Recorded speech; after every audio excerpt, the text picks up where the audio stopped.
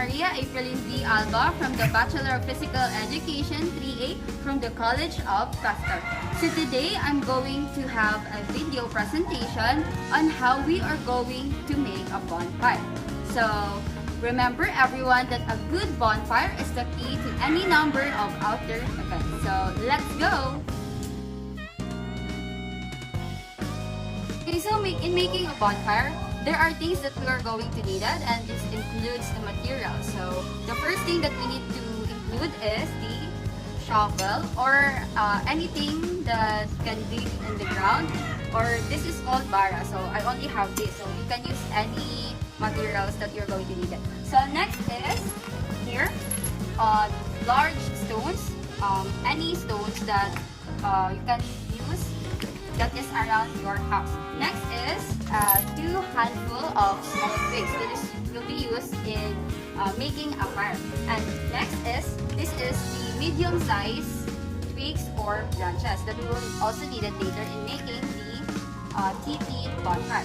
And this is also some branches that we're going to use it. And lastly is the matches. Of course, we also need matches later. And lastly, this is optional, everyone. You can use any scratch paper or newspaper. Okay, so let's go. So step 1, you're going to dig this.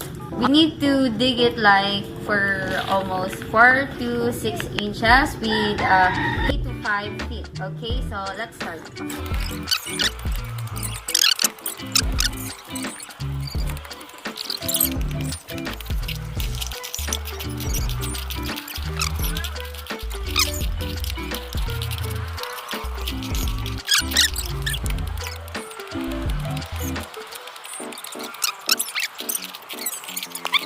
So that we're going to dig this so that we can have a 4 inches deep. It's all done. Yay! So now we're going to place a ring of large stones along the edge like this.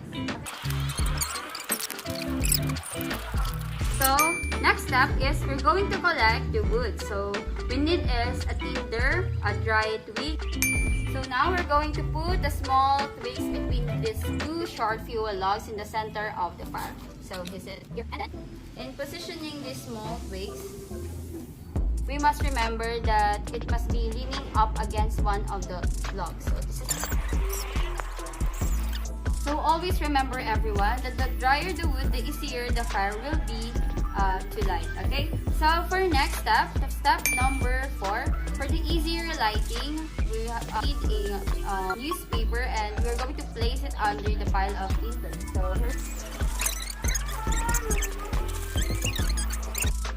So next is we're going to lay a row of medium size kindling across the 2 fuel logs.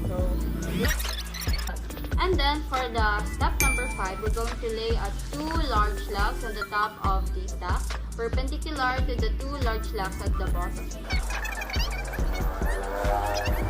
Okay, and then we're going to top it a pile of with the 2 short and fat logs placed perpendicular also to the large logs under them. Okay.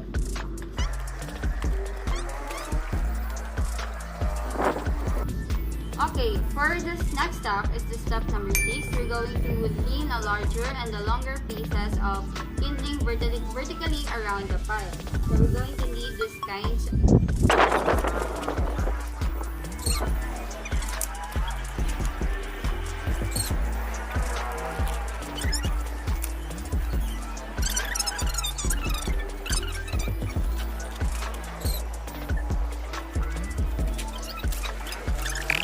So after this, so we are finished in putting some larger.